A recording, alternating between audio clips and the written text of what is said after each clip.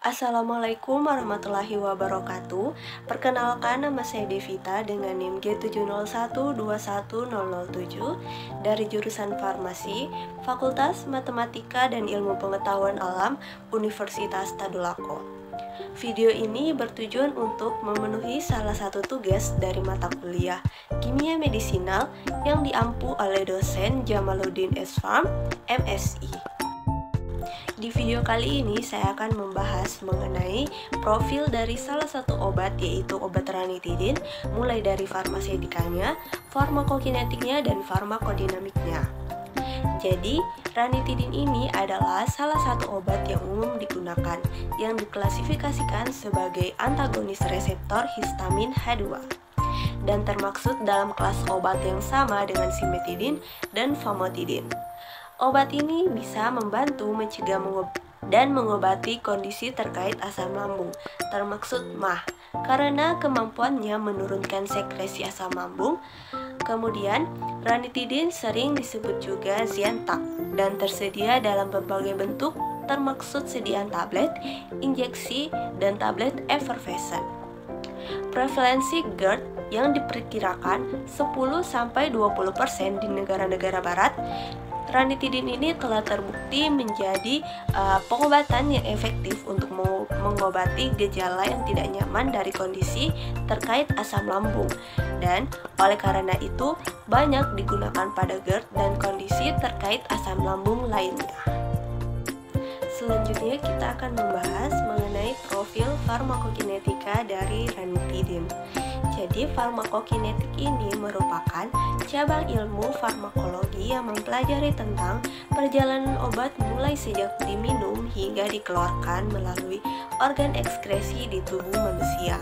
Nah, ranitidin ini memiliki profil farmakokinetik yang mudah diserap pada saluran pencernaan, termasuk perut dan bagian proksimal usus, yang memiliki waktu paruh eliminasi sekitar 2,5 hingga 3 jam. Sedangkan waktu untuk mencapai konsentrasi plasma puncak atau Tmax-nya adalah antara 1 dan 3 jam. Obat ini sangat larut dalam air, kelarutannya lebih dari 1500 mg dalam 1 mili air. Nah, ranitidin 15% terikat oleh protein. Molekul obat yang terionisasi ini diserap lebih sedikit. Ranitidin sendiri juga memiliki bioavailabilitas oral yang buruk sekitar 50%. Dalam sebuah penelitian, pemberian antasida potensi tinggi 150 mmol secara simultan pada subjek puasa telah dilaporkan menurun penyerapan tablet ranitidin. Volume distribusi dari obat ranitidin ini sekitar 1,4 liter per kilogram, serta peningkatan protein serumnya rata-rata 15%. Dan untuk metabolismenya, di mana ranitidin tidak dimetabolisme secara ekstensif dan tidak memiliki banyak interaksi seperti simetidin. Nah, pada manusia, N-oksida adalah metabolit utama dalam urin, namun jumlahnya ini kurang dari 4% dari dosis. Kemudian metabolit lainnya seperti S-oksida itu 1%, dan desmetalin ranitidin itu 1%. Sisanya dari dosis yang diberikan yang ditemukan dalam tinja. Studi pada pasien dengan disfungsi gasi hati atau sirosis terkompensasi menunjukkan bahwa terdapat perubahan kecil namun tidak signifikan secara klinis pada waktu paru, distribusi pembersihan, dan bioavailabilitas dari ranitidin.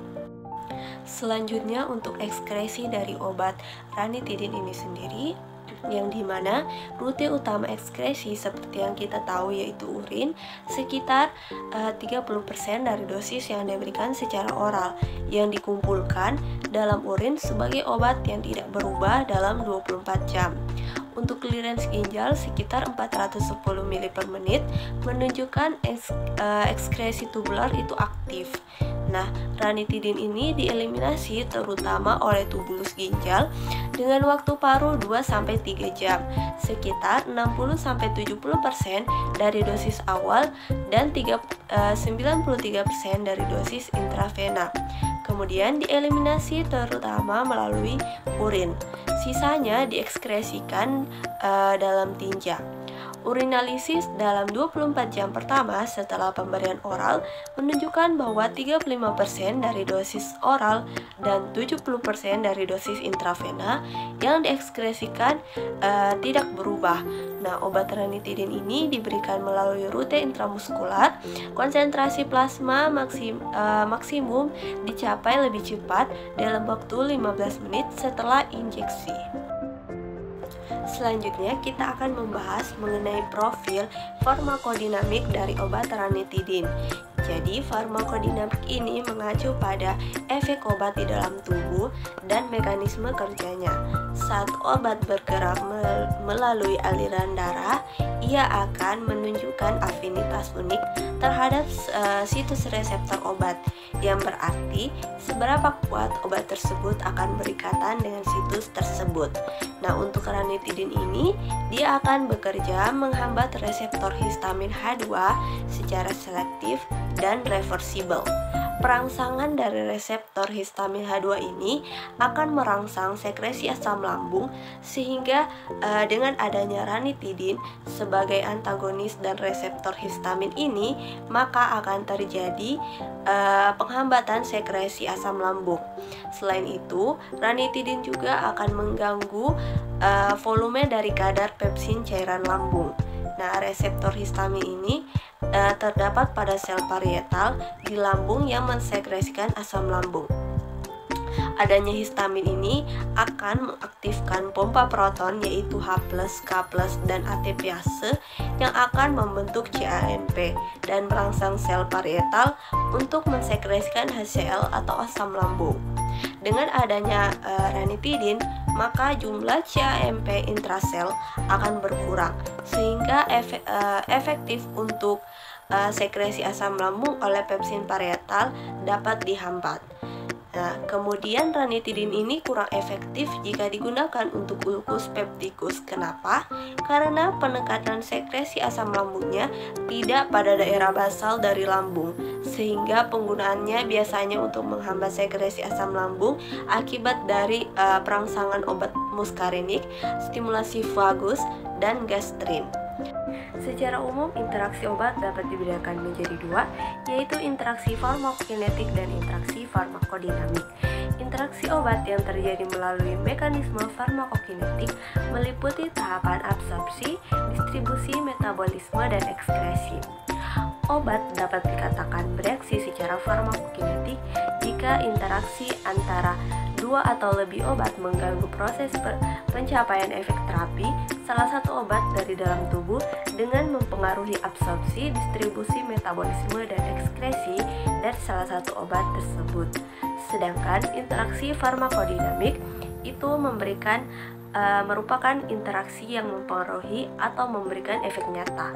Deteksi infeksi farmakodinamik memerlukan pengetahuan tentang farmakologi obat yang dimaksud. Misalnya, obat dapat berinteraksi dengan menimbulkan efek antagonis satu dengan yang lain atau efek negatif sinergis. Biasanya pada pasien dengan tukak lambung itu sering diresepkan obat ranitidin bersamaan dengan antasida. Nah, perlu teman-teman perhatikan dalam penggunaan kedua obat ini secara bersamaan, yang dimana akan terjadi interaksi farmakokinetik itu karena terjadi penurunan efek bioavailabilitas dari ranitidin oleh antasid, sehingga kemungkinan besar tukak lambung tidak dapat diobati dengan baik. Perubahan pH lambung yang disebabkan oleh antasid dan pergerakan lambung yang diperlambat merupakan mekanisme potensial yang mempengaruhi terjadinya penurunan efek bioavailabilitas dari ranitidin. Sangat penting untuk berhati-hati dengan interaksi ini karena kedua obat ini sering dipergunakan secara bersama-sama pada pengobatan tukak lambung. Nah, untuk mencegahnya agar tidak terjadi reaksi yang merugikan, itu sebaiknya ranitidin diberikan minimal 1 jam sebelum penggunaan antasid. Sekian yang dapat saya sampaikan, semoga bermanfaat untuk teman-teman sekalian. Terima kasih. Wassalamualaikum warahmatullahi wabarakatuh.